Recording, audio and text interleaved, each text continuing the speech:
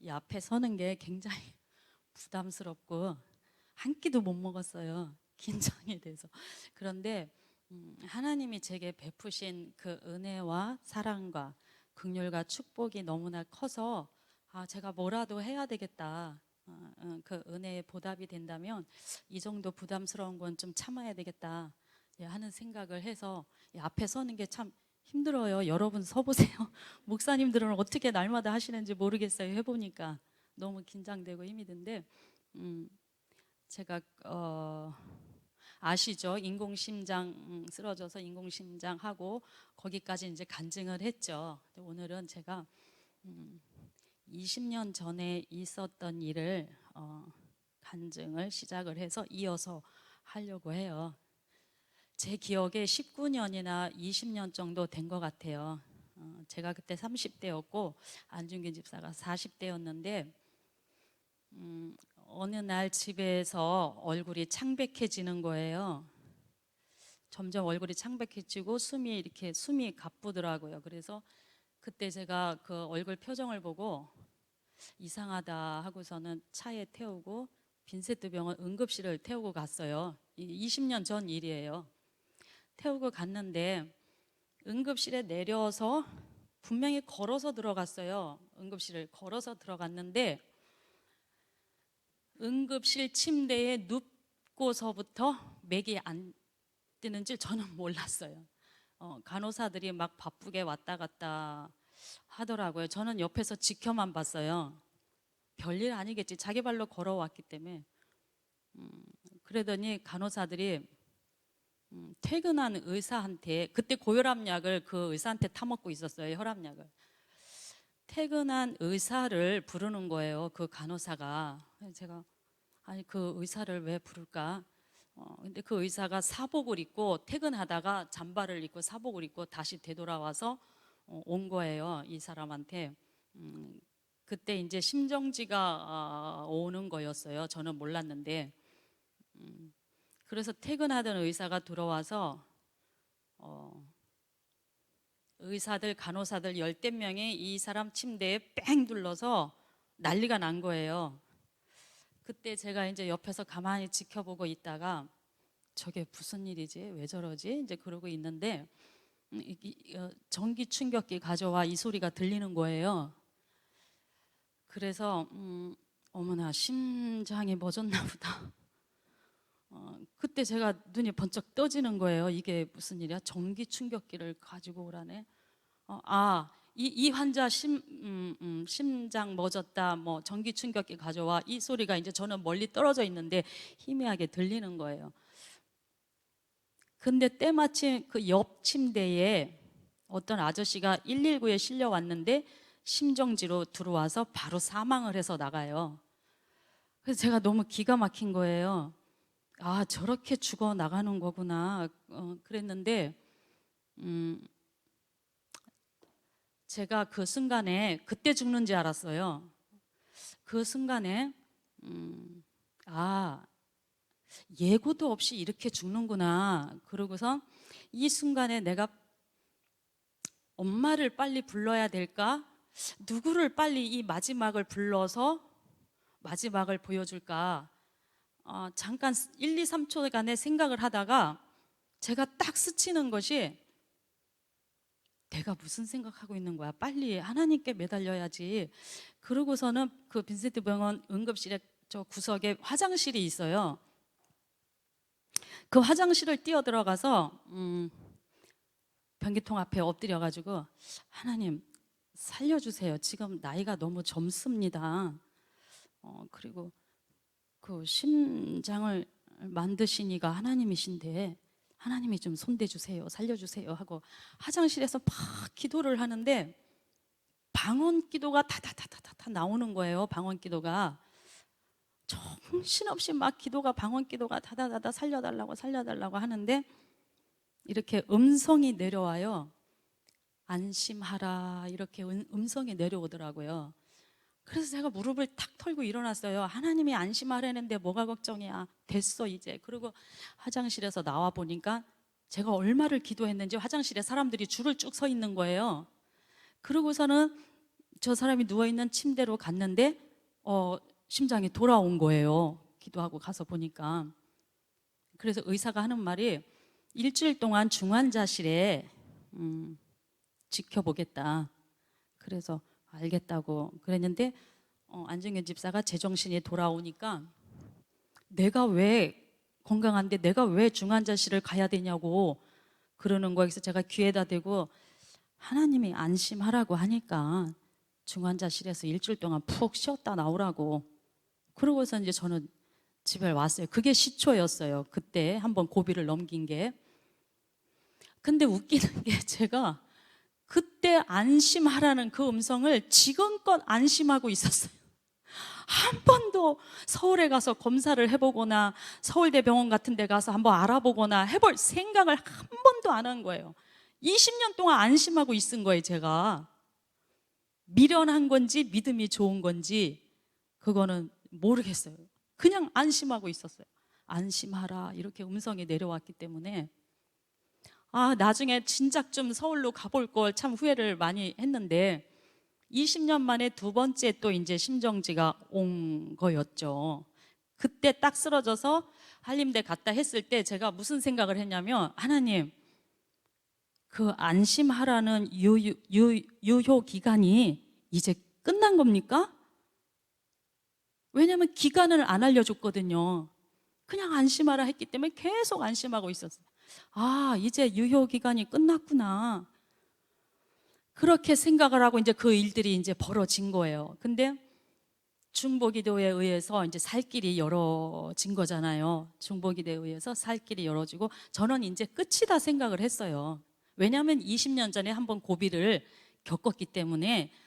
그리고 3년 전인가 빈센트 병원 약 타러 갔을 때 의사가 저보고 이 심장은 기능이 다 떨어져서 어렵습니다 그러더라고요. 그런데 저는 계속 안심하고 있는 거예요. 그 말이 상관이 없는 거예요. 저는 참 너무 무지하고 미련했던 것 같아요. 그렇게 돼서 그런 상황이 20년 만에 또 똑같은 상황에 왔을 때 이제는 안 되는구나, 끝이구나 생각을 하고 있었어요. 근데 중보기도에 의해서 인공심장을 달게 돼서 생명을 건지게 되니까 너무 감사한 거예요. 죽을 줄만 알고 있다가 생명을 건지니까 너무나 감사해서 그냥 감사만 하고 평안하게 있었어요. 하나님 너무 감사해. 기계를 달고 있으면 어때? 살아있는데. 심장 속에 기계를 달아줘서 심장이 제 기능을 못하니까 기계가 피를 돌려줘요. 그래서 이식을 받을 때까지 생명 연장을 시켜주는 거예요. 다리 역할을 해주는 거예요. 그게 최종 목표가 아니고 최종 목표는 이식이고 그 중간에 죽으니까 기계로 심장 역할을 해주는 거거든요. 그런데 우선 살아난 거에 죽을 걸로 알고 있다. 살아난 거에 너무 감사해서 평안하게 있다가 어느 날 한 달, 두 달 참 평안하게 있었어요. 근데 이 기계라는 것이 얼마나 불편한지 몰라요. 배를 구멍을 뚫어서 선이 나와서 전기로 돌아가는 거예요. 그래서 외부에 나올 때는 그 가방이 배터리 가방이에요. 그 어디 갔다가 배터리가 하나 남으면 큰일 났네. 빨리 가야 돼. 빨리 가야 돼. 완전 기계 인간 환장하는 거예요. 아주. 참 처음에 너무 감사했는데 불편하구나. 5개월, 8개월 동안 목욕도 한 번 못 해요. 배에 구멍 난데 균이 들어갈까 봐. 물 근처도 못 가고. 그러던 어느 날 5개월이 됐는데 5개월 정도 되니까 아침에 제가 눈을 떴는데 너무 걱정이 되는 거예요. 왜 심장 소식이 없지? 5개월이 지났는데 이 기계가 너무 불안정한데? 이 기계를 믿고 계속 살 수가 없는데? 이제 이런 생각이 드는 거예요. 5개월이 되니까. 불안함이 살짝 왔어요. 그런데 그때 교회를 왔는데 목사님이 설교 중에 무슨 말씀을 하셨냐면 하나님의 기적은 이 기도 항아리에 기도 양이 꽉 채워졌을 때 그 항아리를 엎으셨을 때 기적이 일어난다. 그 말씀을 딱 하는 거예요. 근데 그 말씀이 내 말씀으로 딱 받아지는 거예요. 내가 왜 멍청하게 그냥 기다리고 있는 거야? 기도 양을 채워야 되겠구나. 그 설교 말씀을 듣고 다음 날부터 바로 기도를 시작을 하는 거예요. 제가 9시부터 기도 자리에 앉아서 10시, 11시, 12시 예수님이 손 대셨으니까 끝까지 책임져 주세요. 나는 아무것도 할 수가 없어요. 저 기계로 살아간다는 것이 너무나 불안정합니다. 너무나 힘들어요.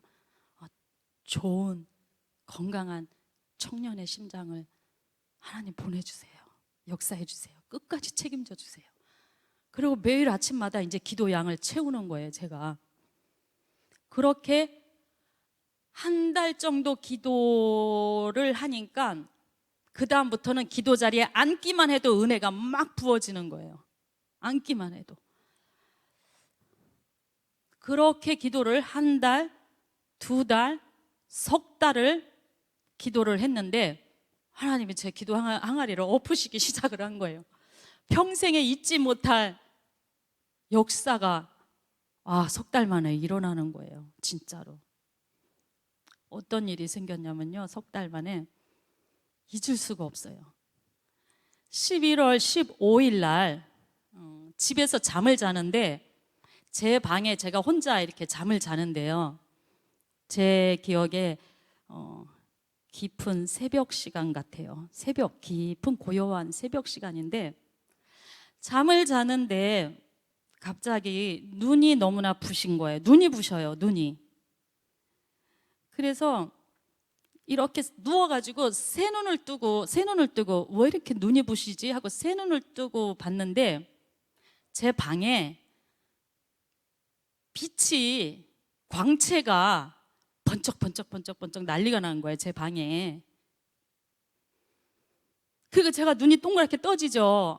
새 눈 뜨고 봤다가 너무 깜짝 놀란 거예요. 제 방에 뭐 이런 빛이 아니고 광채 너무나 눈이 부신 거예요. 제 방이. 이게 무슨 일인가 하고 제가 누워가지고 가만히 쳐다보고 있는데 위에서 다이아 반지가 하나 내려오는 거예요. 그 다이아가 얼마나 빛이 강한지 눈이 부셔요. 그래가지고 제가 누워있다가 손을 이렇게 벌려요. 어머, 다이아 반지다. 그리고 제가 손을 이렇게 받으려고, 그 반지가 내려오니까 받으려고 손을 이렇게 올렸어요. 그랬더니 그때 음성이 들려오는데 안중균 집사 거다. 이렇게 부드러운 음성이 들려와요. 안중균 집사 거다. 이렇게 음성이 들려와요. 내 반지가 아니구나. 거기까지는 실제라고 생각했어요. 제가 거기까지는 상황이 실제고 이제 환상이 안중근 집사 왼손이 이렇게 제 얼굴 앞에 환상이 딱 이렇게 나타나는 거예요. 안중근 집사 이렇게 왼손이, 그 손이 누가 봐도 안중근 집사 손이야. 두꺼비 손같이 두꺼워요. 근데 환상으로 안중근 집사 손이 제 눈앞에 딱 나타나더니 그 다이아 반지가 내려와서 이 안중근 집사 이 손에 딱 끼워지는 거예요. 그게 제 눈앞에 딱 그게 환상으로 보이면서 자세히 보니까 반지가 진짜 남자 반지예요. 남자 반지, 이렇게 여자 반지는 동그란데 이렇게 네모나게 금으로 네모나게 테두리가 돼서 그 안에 큰 다이아가 확 이렇게 박혀 있는데 다이아가 빛이 아주 눈이 부셔요. 그렇게 이제 환상이 보이면서 내 반지가 아니구나 하고 그러고 있는데 또 저에게 뭐라 그러시냐면 제 손을 벌리라고 말씀을 하시는 거예요. 그래서 제가 그 다음에 제 손을 이렇게 벌렸어요. 그랬더니 금덩어리, 골드바 네모난 거, 그거 하나를 제 손에 살포시 얹어주는 거예요. 그 금도 너무나 빛이 나는 거예요. 번쩍번쩍 반짝반짝. 그 손에 금덩어리를 하나 받아들고 너무 빛이 나니까 어머, 이거 금이네. 그러고 나서 신기하게 1초도 생각할 겨를이 없이 저를 다시 팍 재워요. 그리고 아침에 날이 밝아서 제가 이제 눈을 뜨고 깬 거예요.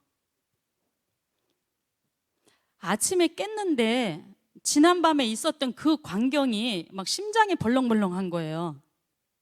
심장이 그 광채 빛들 하며 그 다이아반지 번쩍이는 거 하며 내 손에 금덩어리 하며 너무나 이 심장이 벌렁벌렁벌렁.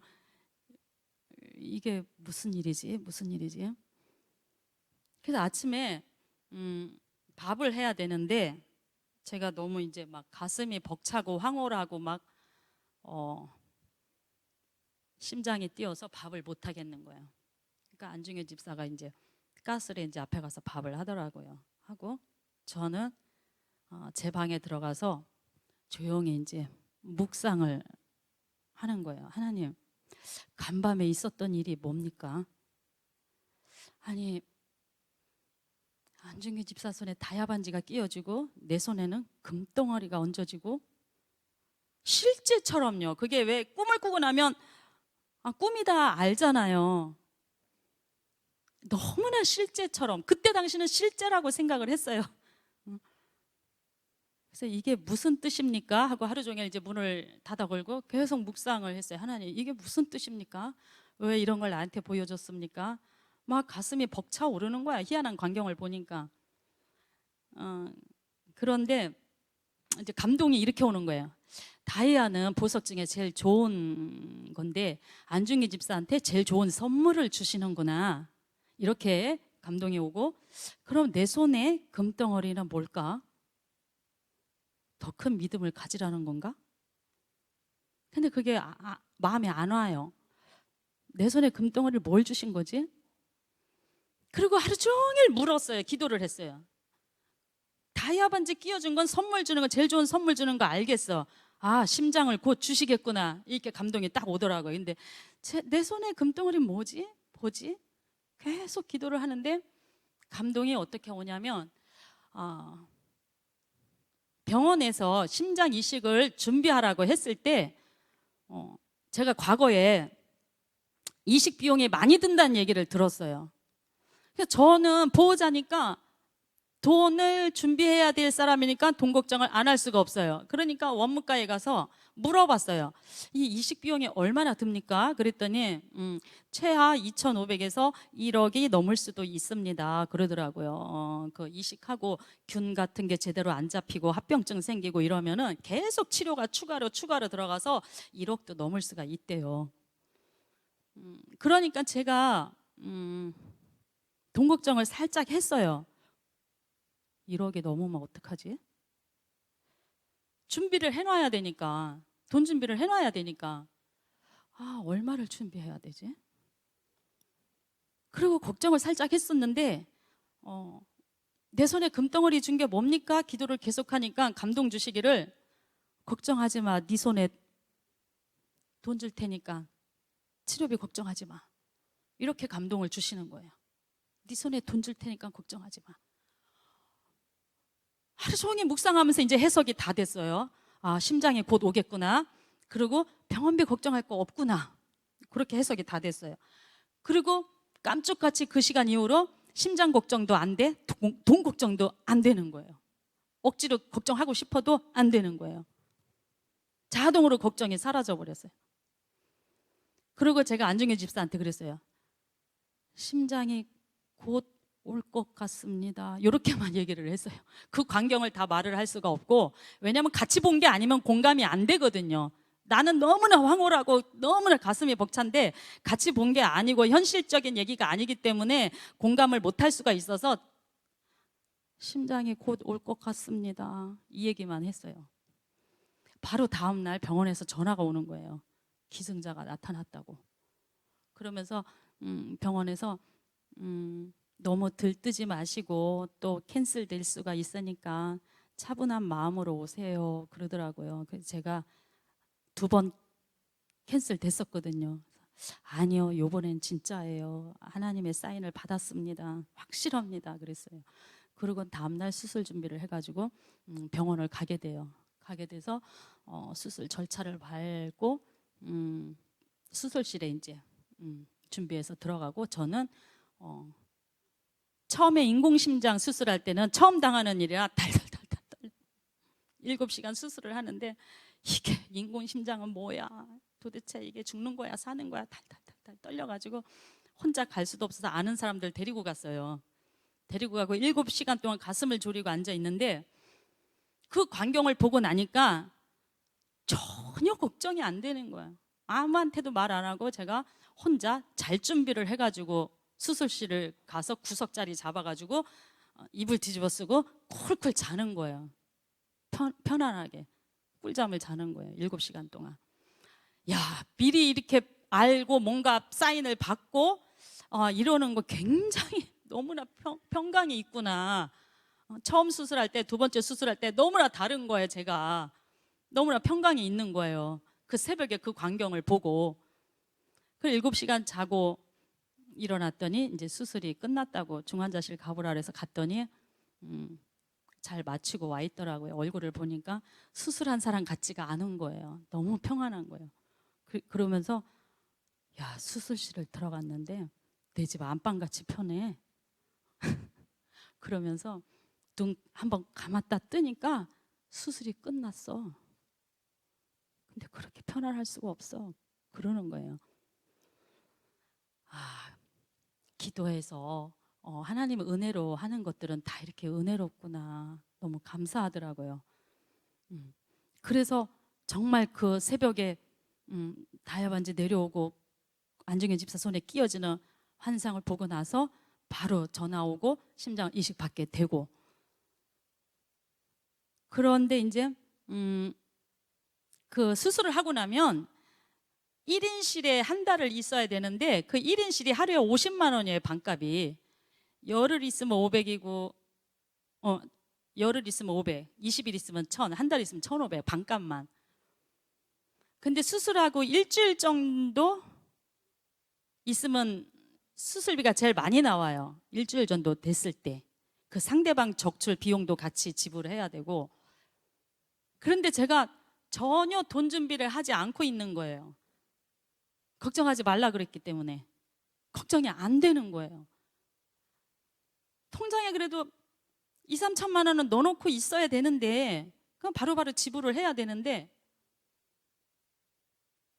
제가 그냥 가만히 있는 거예요.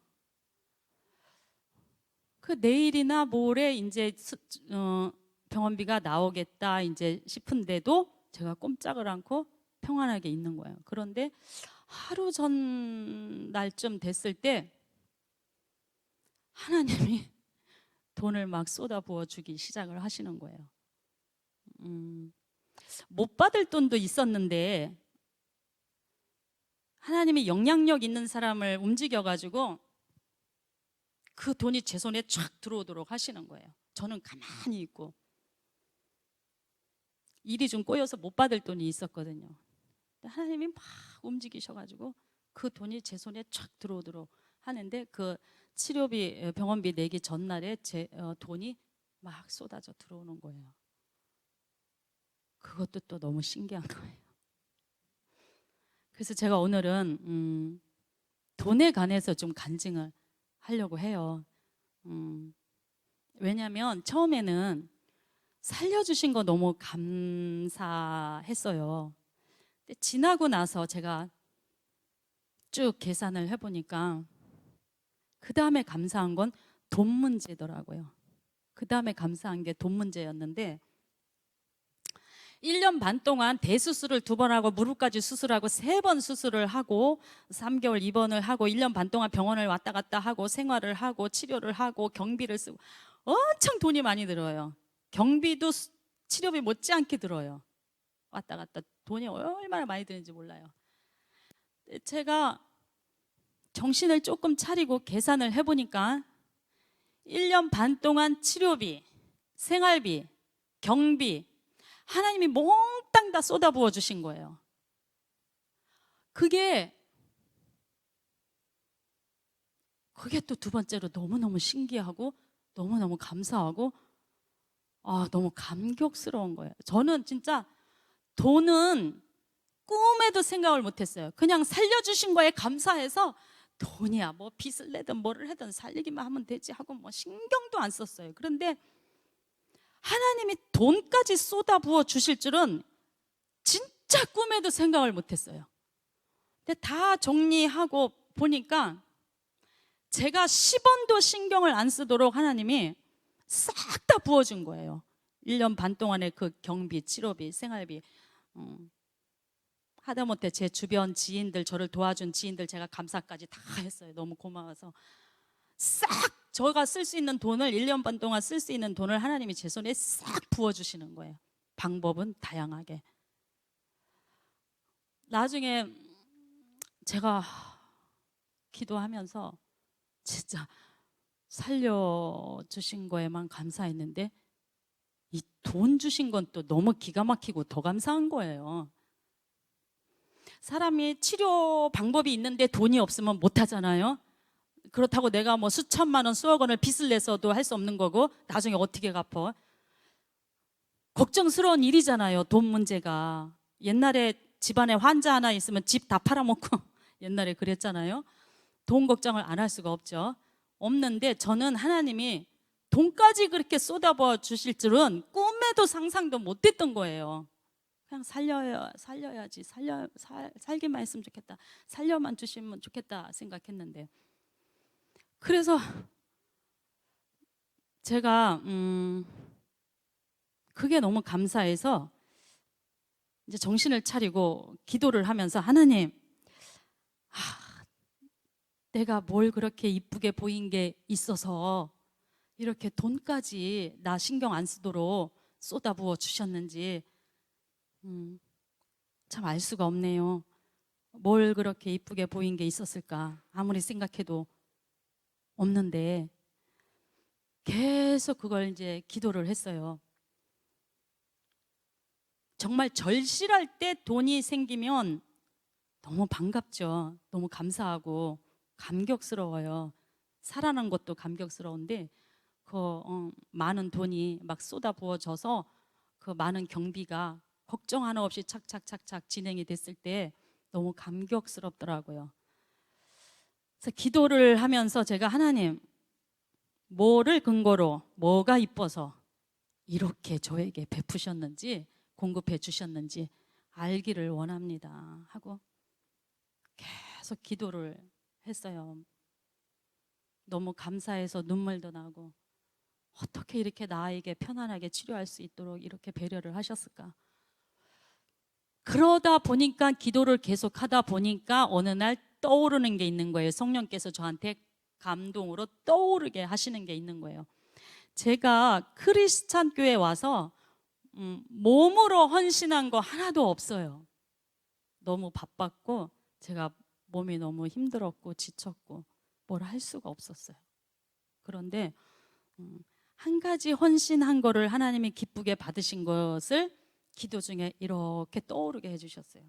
그게 뭐냐면 제가 이런 오해하실까 봐 이런 간증은 안 하려고 했는데, 돈 간증을 하려면 이 얘기를 안 할 수가 없어서 할 수 없이 하는 거예요. 돈 문제는 우리가 살아가면서 너무 중요한 문제잖아요. 목숨 다음으로. 이 물질에도 하나님의 재정 원리가 있구나 하는 것을 제가 조금 깨달은 거예요. 그래서 할 수 없이 간증을 하는 거예요. 제가 크리스찬 교회에 와서 몸으로는 헌신한 게 하나도 없는데, 크리스찬 교회에 와서 몇 년 지났을 때 의미 있는 꿈을 하나 꿔요. 제가 무슨 꿈이냐면, 꿈에 우리 부부가 옥토밭에 앉아 있는데, 황토흙으로 된 옥토밭이에요. 돌멩이가 하나도 없이 너무 깨끗한 옥토밭에 앉아 있는데 제 손에는 씨앗이 들려 있었어요. 이 씨를 심어야 되겠다 하고 그 밭에 나란히 앉아서 이 씨를 어디다 심을까 하고 있는데, 이렇게 지금처럼 이렇게 대각선 이렇게처럼 목사님이 딱 서 계시는 거예요. 그 밭에 이광진 목사님이. 저는요 그때 제가 무슨 간증하는지 목사님은 하나도 모르세요. 얘기한 적이 없어서. 저는 그때 목사님하고 차 한 잔 마신 적도 없고 개별적으로 대화를 나눈 적도 한 번도 없었어요. 근데 꿈에 목사님이 딱 나타나니까 제가 깜짝 놀란 거예요. 깜짝 놀래가지고 아니 저 목사님 왜 저기 계시지? 그랬는데 목사님이 저에게 이 씨를 심을 자리를 코치를 해주시는 거예요. 꿈에 이렇게 대각선 자리, 지금처럼 이렇게 대각선 자리에서 저한테 씨를 심으려고 하니까 거기다 심어 이렇게 사인을 줘요. 그래서 거기다 씨를 이렇게 심고 흙을 덮고, 그리고 또 쳐다보면 목사님이 옆으로 가 거기다 심어 이렇게 사인을 주는 거예요. 씨앗을 심는 자리를, 사인을. 그래서 그 꿈을 깨고 제가 지금도 엄청 오래된 꿈인데 선명히 기억을 해요. 그래서 제가 왜 이런 꿈을 꾸게 하셨을까? 이 꿈의 의미가 뭘까? 계속 기도를 한동안 했었어요. 하나님, 이것을 왜 어떻게 해석해야 됩니까? 왜 목사님이 씨를 심을 자리를 알려줍니까? 그리고 나는 그걸 보고 씨를 심고, 또 코치를 옆으로 가서 심어. 그래서 옆으로 가서 또 심고 계속 물어봤어요. 하나님, 이런 꿈이 무슨 의미입니까? 이 꿈이 무슨 의미가 있는 것 같은데 내가 이걸 어떻게 해석을 해야 됩니까? 그렇게 기도를 하는데 목사님이 심으라는 자리에 무조건 심어야 되겠다. 그렇게 해석을 했어요. 그때 당시도 교회가 재정이 어려워서 모든 거 다 찬조해서 일을 진행했고, 또 뭘 할 때마다 특별 헌금들을 했고 많이 그렇게 했는데 제가 그 꿈을 꾸고 나서 목사님이 말씀하시는 곳에 무조건 심어야 되겠다, 그 사인인가 보다. 그리고 마음을 딱 먹은 거예요. 제가 하나님이 나한테 사인을 주는구나. 그렇다고 많이 심은 건 절대 아니에요. 많이 심을 돈이 없었어요. 그런데 이렇게 목사님이 그때 과거에 참 많이 찬조하고 특별 헌금하고 참 어려웠기 때문에 많이 그랬어요. 저는 딱 들으면 이제 이렇게 하는 거예요. 하나님 또 심을 자리를 알려주시네요. 또 목사님이 심을 자리를 또 말씀하시네요. 이렇게 하고 제가 기쁨으로 적은 액수라도 동참을, 제 기억에 거의 빼먹지 않고 다 동참을 했어요. 적은 액수라도 기쁨으로. 계기는 그 꿈을 꾸게 된 것이 계기가 되어서 하나님이 나한테 그렇게 사인을 주나 보다. 심으라는 곳에 무조건 심어라. 목사님 말씀하시는 곳에 무조건 심어라. 하나님이 나에게 사인을 주시나 보다 생각을 하고 적은 액수라도 무조건 기쁨으로 거의 다 동참을 했어요. 10만 원을 심게 되면 하나님 다음번에는 20만 원 심을 수 있는 형편이 되게 해주세요. 하나님 다음번에는 30만 원 심을 수 있는 형편이 되게 해주세요. 항상 그렇게 긍정적으로 기쁨으로 하나님이 나에게 심을 자리를 알려준다 하는 그런 자세로 순종을 했던 것을 하나님이 기도 중에 이렇게 떠올려 주는 거예요. 몸으로 헌신한 것은 없지만 거의 빼먹지 않고 기쁨으로 10,000원을 심든 10만 원을 심든 하나님이 또 심을 자리를 알려주는구나. 그것을 제가 실천을, 순종을 했던 것을 알려주시더라고요. 그래서 제가 깨달은 게 적게 심었던 많이 심었던 기쁨으로 심은 것에 관해서 하나님이 반드시 보상을 하시는구나, 갚아주시는구나 하는 것을 제가 이번 기회에 깨닫게 됐어요. 왜냐하면 물질 문제에 있어서는 생각을 못했거든요. 그렇게 쏟아부어 주실 줄은 꿈에도 상상을 못했거든요. 그런데 1년 반 동안 쓸 비용을 넉넉히 후하게 싹 부어주셨기 때문에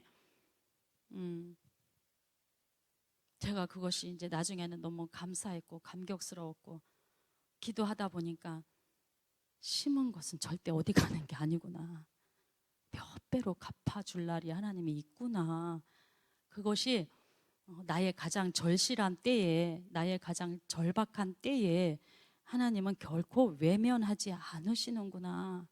어, 저는 이렇게 생각했거든요. 내가 지금 심는 거 이 다음에 천국 가서 보상 받겠지. 항상 이렇게 생각했어요. 이 다음에 천국 가서 보상 받겠지. 누구 말대로 천국 가서 좋은 집 주겠지. 뭐 이렇게 생각했는데 제가 요번에 일들을 겪으면서 물론 천국 가서도 보상이 있는데 이 땅에서도 보상이 있구나. 갚아주시는 게 있구나. 나의 절박하고 절실한 때에 외면하지 않으시는구나 하는 것을 제가 요번에 경험을 하게 됐어요. 그래서 제 옆에 사람들이 그때 당시 왜 이렇게 얼굴이 빛이 나고 얼굴이 이렇게 밝으냐고, 지금 사정은 그렇지 않은 것 같은데, 다 죽어가야 마땅한 것 같은데 왜 이렇게 얼굴이 밝고 얼굴이 왜 이렇게 좋냐고 사람들이. 이유가 그거였어요. 하나님이 저의 모든 필요를 다 넉넉히 공급을 해주니까 현실 속에서는 그렇지만 제가 신바람이 나지 않겠어요? 하나님이 일하고 계셔. 하나님이 내 일에 지금 간섭하고 계셔. 하나님이 지금 나의 그 필요를 막 공급해주고 계셔. 역사하고 계셔. 하나님이 내 편 되고 하나님이 막 나의 편에서 일하시고 계심을 내가 느끼니까 신바람이 나는 거예요. 제가 병원을 들락날락 해도. 그러니까 사람들이 남편은 다 죽어가는데 얼굴이 왜 이렇게 빛이 나? 얼굴이 왜 이렇게 좋아? 그런데 속에는 그런 게, 이제 그때는 말을 못했지만 그런 게 있었던 거예요. 그래서 시간이 지나고 이 마음의 여유를 가지고 보니까 너무 그것이 감사하고 내가 너무 늦게 깨달았구나. 하나님의 그런 재정 원리, 그런 것들을 제가 너무 이제야 이제야 좀 경험을 하게 된 거죠. 많이들 경험하시고 순종하시고 축복들 많이 받으시고 많이 하신 분들 많죠. 저는 이제야 그런 부분에 있어서 조금 눈을 뜨고 깨닫게 되어졌어요. 그래서 너무 감사를 드리고, 이제라도 그런 부분을 깨닫게 해주신 하나님께 너무 감사를 드리고, 또 하나는 중보기도에 관해서인데요. 사실 저는 중보기도를 그렇게 과거에 신뢰하지 않았어요. 왜냐하면 내 문제 나만큼 절실한 사람이 어디 있겠나. 내 문제 나만큼 절실한 사람이 어디 있겠나. 그래서 제 문제를 남한테 잘 얘기를 안 했어요. 그런데 이번 기회에 어떤 일이 있었냐면요. 심장 이식하고 회복까지 다 했는데 너무 오랫동안 누워 있다 보니까 무릎이 골절이 나서 밤에 빈센트 병원 응급실을 제가 차에 태우고 갔는데 의사가 골절이 나서 수술을 해야 된대요. 그래서 해달라고 그랬더니 이식 환자기 때문에 이식한 병원으로 가라고. 그래서 제가 이 수술이 어려운 수술인가요? 그랬더니 그분이 아니요, 정형외과에서는 날마다 하는 수술이 아무것도 아니에요. 뭐 1시간이면 돼요. 이러길래 정말 아무것도 아닌 수술인지 알고 제가 그 다음날 이제 삼성병원 응급실로 가서 정형외과의 수술 날을 잡아요. 1시간 반이면 된다 그러더라고요. 정말 아무것도 아닌 수술이라 그래서 제가 중보기도를 안 올렸어요. 안중현 집사는 중보기도 부탁해. 그거 1시간이면 끝나는 수술이래. 뭐 7시간짜리도 2번 해봤는데 그 1시간짜리 뭐 대단하겠어. 그 수술이 1시간짜리가. 그리고 기도는 뭐 쉬운지 알아. 자꾸 기도를 그렇게 부탁하냐고. 그랬는데요. 1시간 반 수술하고 병실로 들어왔는데 마취가 풀리기 시작하면서 난리가 난 거예요. 사람 살리라고 난리가 난 거예요. 사람 살리라고 난리가 난 거예요. 제가 그래가지고 간호사를 급하게 막 불렀어요. 무릎 통증 때문에 난리가 났다고, 빨리 좀 와보시라고. 아니, 무통주사를 분명히 신청을 했는데 통증 때문에 다 죽어간다고, 죽겠다고 한다고, 빨리 와보시라고. 그랬더니 그 간호사가 와서 보더니 에그머니나 무통이 안 달렸네 그러는 거예요. 그러더니 간호사가 왔다 갔다 하더니 하는 얘기가 마취과 선생님이 깜빡 실수하고 실수를 했대요. 무통주사가 안 달린 거예요. 그러니 그 통증이 무릎 뼈를 핀을 박았는데 그 통증이 얼마나 뼈의 통증이 얼마나 크겠어요. 그래서 제가 그러면 이제라도 빨리 무통을 달아달라고 어저께 내가 신청하지 않았냐고 그랬더니 마취과 선생님이 퇴근했대요. 아휴, 아무나 그거 무통주사 내주면 안 되냐 했더니 마취과 선생님 관할이래요. 그러니까 내일 아침 9시까지 무통을 달 수가 없는 거예요. 밤새 죽는다고. 죽여달라고 차라리 죽여달라고. 그래서 간호사를 불러가지고 너무 통증이 심하니까 그 마약 진통제 주사 좀 놔주시면 안 되냐고 그랬더니 이미 놨대요, 주사를. 근데 그게 효과가 없는 거예요. 그래서 한 번 더 놔달라고 그랬더니 마약 진통제 주사는 4시간 간격으로 놓는 거지 지금 2시간밖에 안 지나서 놓을 수가 없대요. 부작용이 생길까 봐. 밤새 죽게 생긴 거예요. 그러더니 누워가지고 저한테 거보라고 중보기도를 부탁하라고 내가 수술하기 전에 분명히 그랬는데 아무것도 아닌 수술이라고 그러더니 사람 잡는다고 밤새 죽는다고 난리가 나. 그러면서 하는 얘기가 이 여기를 2번을 가르는 수술을 해도 통증이 1도 없이 평안하게 정말 수술했는지 말았는지 할 정도로 평안하게 겪었는데 기도가 있을 때는. 근데 세상에 그 마취과 의사가 무통주사를 안 달아주는 바람에 밤새도록 숨이 넘어가는 줄 알았어요. 그 통증 때문에. 제가 너무 들을 수가 없어서 그냥 나가버렸어요. 저는 들을 수가 없어가지고 나가버렸어요. 그러고 나서 이제 아침에 마취과 의사한테 이제 그거를 받아가지고 무통을 걸게 되니까 이제 다음날. 근데 수술하고 바로 그날이 제일 아픈 거거든요. 다음날부터는 좀 가라앉는데. 그러니까 첫날을 죽을 뻔한 거예요. 그래서 이제 그 얘기를 하는 거예요. 중보 기도가 봐라. 내가 기도를 부탁하라고 하지 않았냐. 중보 기도를 아무리 1시간짜리 수술이라 할지라도 이렇게 실수가 있지 않느냐. 만약에 중보 기도를 부탁했으면 마취과 의사가 그 실수를 안 했겠죠. 제일 중요한 게 무통 주사인데. 그래서 제가 중보 기도에 대해서 이렇게 눈을 뜬 거예요. 오늘 낯설교 말씀처럼 하나가 돼야 된다고 하시잖아요. 하나가 돼야 된다. 그러면 제가 이제 깨달은 거예요. 성령 안에서 하나가 되면 내 아픔이 저 사람의 아픔이 내 아픔이 되고 내 아픔이 저 사람이 똑같이 느끼겠구나. 네, 하나가 되면 제가 중보기도를 신뢰를 안 했다 그랬잖아요. 나만큼 아프겠나, 나만큼 절실하겠나 하고 신뢰를 그렇게 크게 생각을 안 했던 거예요. 그냥 내가 해야지 항상 이렇게 생각을 했거든요. 근데 하나가 되면 내 아픔이 이 사람 아픔이고 이 지체의 아픔이 나의 아픔이고 서로 지체들이 하나가 되면 그걸 똑같이 느낄 수가 있겠구나.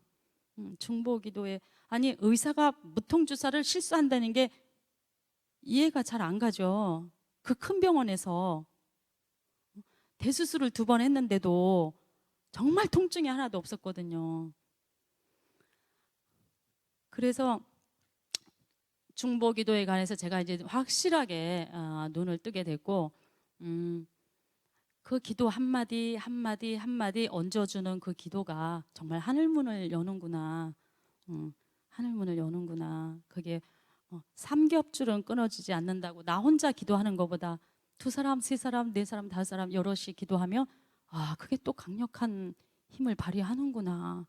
제가 또 이제 깨달았어요. 크게 깨달았어요. 그래서 교회 생활에 있어서 나 혼자만이 또 하는 것이 아니고 나도 또 중보기도 할 수도 있는 거고 또 내 기도를 또 성도들이 지체들이 할 수 있는 거고 그렇게 어우러져서 하나가 돼서 정말 강력한 기도가 올라갈 때 하늘 문이 열리는 거구나 하는 것을 제가 새삼 또 깨닫게 됐어요. 그래서 요번에 1년 반을 원래는 1년이면 다 끝난 거였어요. 회복까지 이식하고 회복까지 다 끝나는 거였어요. 근데 그 무릎 때문에 6개월이 연장돼서 1년 반을 입원하고 치료하고 간병하고 집에 갇혀서 또 병원하고 집 병원하고 집 1년 반을 그렇게 세월을 보냈는데 굉장히 많은 걸 이제 제가 깨닫게 된 거죠. 1년 반 동안 그 기도 양을 채우면서 그 새벽에 하나님이 그 펼쳐 보여주신 정말 잊을 수 없는 그 광경, 제 방의 그 찬란한 빛들, 잊을 수 없는 그 광경들. 아, 기도 양이 채워지면 정말 뭔가 역사가 반드시 일어나긴 일어나는구나 하는 걸 절실히 깨달았고, 또 물질관에 관해서 저는 이 땅에서 잘 심고 잘 심는 것들 천국 가서 보상받는 거로만 생각하고 그렇게 단순하게 생활을 해왔는데, 이 땅에서도 하나님은 나의 가장 절실한 때에, 나의 가장 필요한 때에, 절박한 때에 외면하지 않고 갚아주시는 하나님, 그것을 제가 또 체험을 하게 된 거예요. 되고 중보기도의 능력, 그것을 또한 강력하게 알게 됐고, 그래서 제가 이것을 자식에게 가르쳐야 되겠구나, 이 물질감도. 그전에는 이렇게 생각했어요. 심는 것을 나만 알고 하나님만 알고 해야 돼. 나만 알고 하나님만 알아야 돼. 이렇게 생각했는데 제가 거기에 눈을 뜨고 자식에게 가르쳐야 되겠구나. 뭐 어려운 말씀 가르칠 필요 없고 잘 심는 거 가르쳐야 되겠구나. 내가 요번에 너무 톡톡히 경험을 해서, 그래서 지금은 얘기를 합니다. 야, 이 10,000원을 하나님께 올려드려야 되겠다. 야, 아들아, 엄마가 이것을 하나님께 드려야 되겠다. 뭐 작은 거라도 10,000원이라도 일부러 얘기를 하는 거예요. 그전에는 하나님만 알고 나만 알고 이런 식으로 생활해 왔는데, 자식에게 딴 거 가르칠 거 없다. 이런 거 가르쳐야 되겠구나. 내가 경험을 해보고, 그래야 그 아이 또 어려운 때에 하나님이 도와주시지 않겠나, 이런 생각이 드는 거예요. 그래서 지금은 이제 아들에게 오픈을 해서 이렇게 하자, 저렇게 하자, 하나님께 이렇게 하자, 저렇게 하자, 제가 오픈을 해서 다 말을 해요. 하면서 이것을 잘 가르쳐야 되겠다. 그래서 아들의 앞날에 하나님의 도우심의 손길이 있도록 그것을 제가 강력하게 깨닫게 되어졌어요. 이미도 다 깨달으시고 축복받으시고 다 경험들 하셨겠지만, 저는 이제서야 이런 부분들을 이 아픔을 통해서 1년 반 그 치료 과정을 통해서 조금 체험을 하고 깨닫게 되어졌어요. 몸으로 헌신을 했든 물질로 헌신을 했든 그 헌신한 것들이 없어지는 게 아니구나, 거저가 아니구나, 반드시 하나님의 때에 갚아주시는구나 하는 것을 톡톡히 경험을 했어요. 그래서 지금 어려운 시대들 살고 계신데, 과거에 헌신을 했든 현재 헌신을 하고 계시든 헌신하신 분들에게 제가 조금 경험을 해보니까 힘내시라고, 언젠가 때가 온다고, 축복의 때가 온다고 말씀을 드리고 싶습니다. 오늘 제 간증을 그렇게 간단하게 3가지로 마치겠습니다.